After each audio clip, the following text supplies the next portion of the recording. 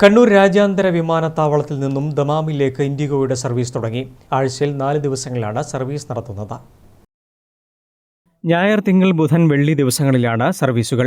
കണ്ണൂരിൽ നിന്നും രാത്രി 12:25 പുറപ്പെട്ട് 2:40 ദമാമിലെത്തും. തിരികെ 3:40 പുറപ്പെട്ട് രാവിലെ 10:30 കണ്ണൂരിലെത്തുന്ന വിധത്തിലാണ് സർവീസ്.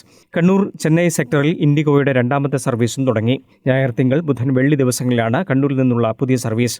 ഉച്ചയ്ക്ക് 12:30 കണ്ണൂരിൽ നിന്ന് പുറപ്പെട്ട് 1:50 ചെന്നൈയിലെത്തും.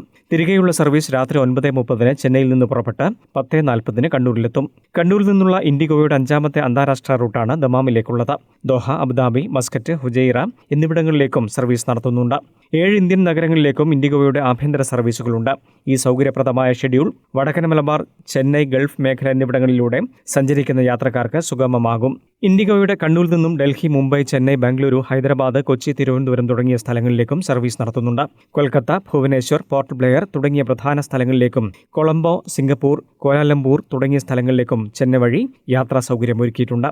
അഹമ്മദാബാദ് വിമാന ദുരന്തത്തിന്റെ പശ്ചാത്തലത്തിൽ സർവീസുകളുടെ ഉദ്ഘാടന ചടങ്ങ് എയർലൈനും വിമാനത്താവള അധികൃതരും ഒഴിവാക്കിയിരുന്നു. News bureau, Mattannur.